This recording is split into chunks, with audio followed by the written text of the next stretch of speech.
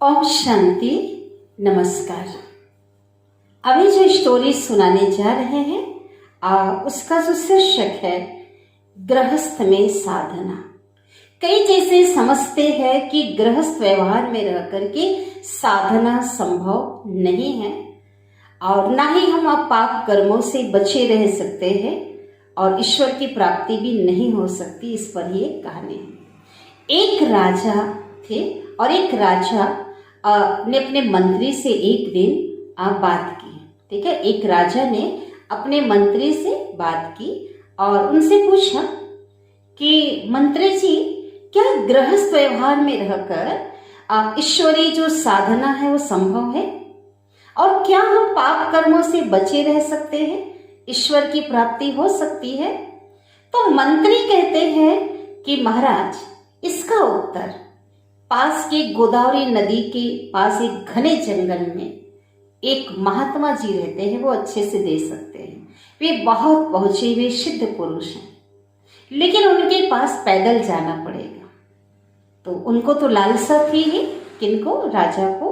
वो तैयार हो गए तो महल से दोनों निकलते हैं और कुछ दूर चलने के बाद मंत्री कहते हैं राजा से कि महाराज, वहां जाने का एक नियम है।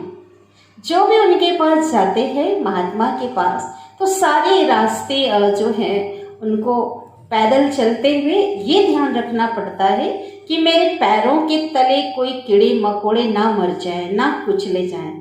अगर कोई ऐसा हो जाता है, कोई ध्यान नहीं रखता है और कोई अगर कीड़े मकोड़े कोई मर जाते हैं, कुचले जाते हैं उनके पैरों के नीचे, तो वो जो महात्मा जी उन्हें श्राप दे देते।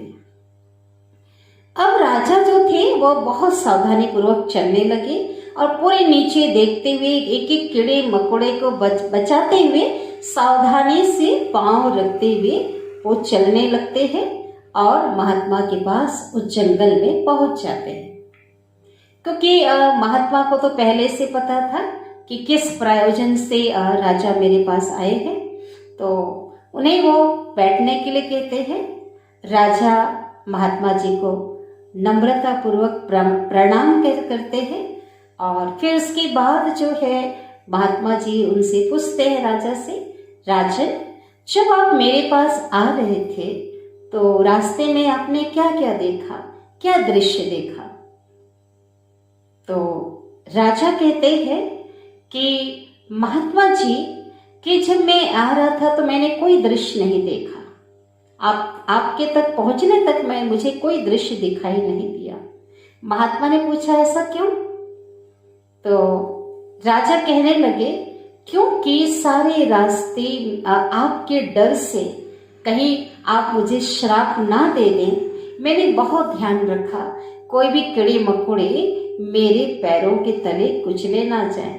अब महात्मा जी मुस्कुराने लगे कि देखो राजन, आपने मेरे डर से आपने इतना ध्यान रखा कि रास्ते का कोई दृश्य आपको दिखाई नहीं दिया कि मेरे से कोई पाप कर्म ना हो जाए। तो ठीक इसी प्रकार आप गृहस्थ में रहते हुए अपने को, क्योंकि सभी उस ईश्वर की संतान है, अपने को ईश्वर की संतान मान करके चले। ठीक है, तो वो पिता है तो उसकी स्मृति रहेगी जब संतान है।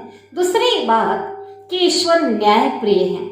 ठीक है, तो वो धर्मराज भी है, वो जो भी लोगों के जो कर्म है तो कर्म का फल वो जरूर देते हैं, दंडित करते हैं। अगर हम कोई पाप का कोई दुष्कर्म करते हैं तो जरूर वो उनसे दंडित होना पड़ता है। तो इसका ध्यान अगर आप रखेंगे तो आपसे कभी भी कोई दुष्कर्म पाप कर्म नहीं होगा। ईश्वर की संतान समझने से एक तो ईश्वर की याद रहेगी, उसकी समीपता का अनुभव करेंगे और उसकी यही तो सच्ची और साधना है कि अगर पाप कर्मों से अगर डर रखेंगे तो ईश्वर का डर रहेगा, तो पाप कर्मों से भी डर होगा, नहीं करेंगे। तो जब अच्छे कर्म हमसे होंगे तो यही सच्ची साधना है, यही तप है।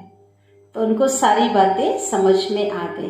इसी प्रकार परमपिता परमात्मा जो अभी आए हुए हैं, जो सर्व आत्माओं के पिता परमात्मा है, और वो भी हमें यही कहते हैं। आज जितने भी लाखों जो भाई बहने गृहस्थ में रहने वाले अपने काम धंधे नौकरी करते हुए साधना के पथ पे चल रहे हैं और साथ ही साथ अपने सत्कर्म करते हुए ईश्वर की याद में उसकी संतान मानते हुए अपनी साधना पे अग्रसर है। और डर भी बनाए हुए है ना कि परमात्मा धर्मराज भी है, क्योंकि वो कर्मों का जो हिसाब वो सबसे लेता है। तो ऐसे अगर हम सभी चलेंगे तो हम सभी का जो हम सब पाप कर्मों से सभी बच सकते हैं। ठीक है, बचे रहेंगे। अच्छा, तो आज के लिए यहीं तक, फिर अगली स्टोरी के साथ पुनः मिलते हैं।